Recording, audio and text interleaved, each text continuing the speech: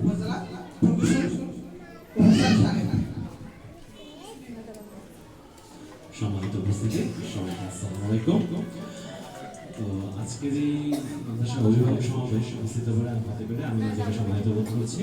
আসলে আমাদের অনেক দেরি হয়েছে, আপনাদের কাছে আসলে অনেক সময় নিয়ে আমি কথা বলার ছিল।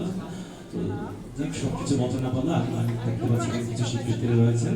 আসলে শিক্ষার্থীরা আমাদের এই বাংলাদেশের সামনে এগিয়ে নেওয়া যাওয়ার জন্য, বাংলাদেশকে আমরা কতটুকু সামনে দেখতে পারবো, তোমরাই হচ্ছে আমাদের আসলে মূল চাবিকাঠি।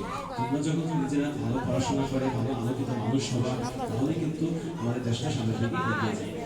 একটা ভালো আলোকিত মানুষ হওয়ার জন্য আসলে কি কি প্রয়োজন? তোমাদেরকে শুধুমাত্র কিন্তু প্রাতিষ্ঠানিক শিক্ষায় শিক্ষিত হলে কিন্তু হবে না। তার পাশাপাশি আদার্স যত বই আছে, সাহিত্য চর্চা, সংস্কৃতি চর্চা, খেলাধুলা এবং বিশ্বে কি কি ঘটনা ঘটছে, সংবাদপত্র পড়া, সবকিছু কিন্তু আমাদের আসলে থাকতে হবে। দেশ সম্পর্কে, বিদেশ সম্পর্কে, পৃথিবী সম্পর্কে ওয়াকিবহাল থাকতে হবে। এটাই কিন্তু একজন ছাত্র বা ছাত্রীর প্রকৃত কাজ। নিজে ভালো মানুষ হওয়া এবং তার জন্য যত কাজ করা দরকার, কতটুকু পড়াশোনা করা দরকার, সেটা কিন্তু আসলে আমাদের মূল উদ্দেশ্য হওয়া উচিত। এখনকার যুগে, সোশ্যাল মিডিয়ার যুগে, যে স্টুডেন্টদের আসলে যে হাতে অনেক অপশন, আমার কোনো একটা কিছু পছন্দ হচ্ছে না, সোয়াপ করতেছি, স্ক্রল করতেছি, পরে আমি পরের ভিডিওতে চলে যাচ্ছি, পরেরটাতে চলে যাচ্ছে। যার কারণে হচ্ছে কি আমাদের ধৈর্যের কিন্তু খুব অভাব দেখা যাচ্ছে।